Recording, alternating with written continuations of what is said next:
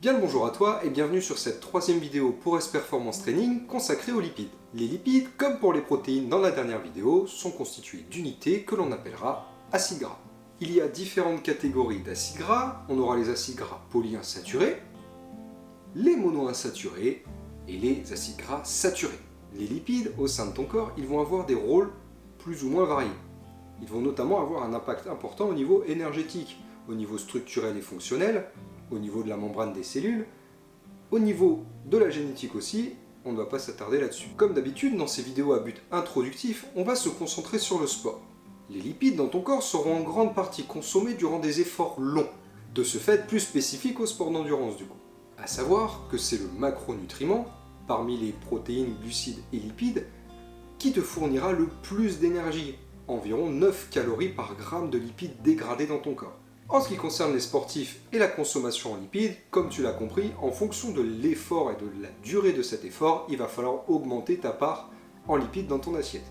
Pour te donner un ordre d'idée, on se situe aux alentours de 1 à 1,2 g par kilo de poids de corps par jour en ce qui concerne les apports en lipides pour un sportif. On aura aussi une part qui sera plus ou moins variable en fonction des familles d'acides gras, que je te mets juste là. J'aimerais te donner un petit aspect de prévention en ce qui concerne les oméga 6 et les oméga 3. Notre mode de vie actuel fait que l'on consomme généralement beaucoup plus d'oméga 6 comparé aux oméga 3. Cela va nous donner un rapport oméga 6 sur oméga 3 aux alentours de 10 voire 20 dans la zone, on va dire, géographique européenne, alors que ce dernier, pour une bonne santé, devrait se situer aux alentours de 4. Il va donc falloir baisser son apport en oméga 6 ou augmenter son apport en oméga 3, voire les deux. Il est avéré depuis plusieurs années que l'apport beaucoup trop important en oméga 6 et une insuffisance d'apport en oméga 3 est responsable de la production d'un excès de matière grasse dans le corps humain. Pour information, aux États-Unis, le rapport oméga 6 sur oméga 3 est de 40. On a décidé de ne pas trop rentrer dans les détails pour cette vidéo sur les lipides.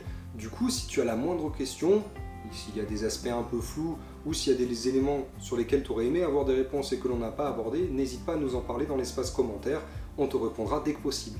Pour finir cette vidéo, et malheureusement je serai un peu redondant, on va toujours te conseiller d'avoir une alimentation variée, équilibrée et saine, ce qui est logique.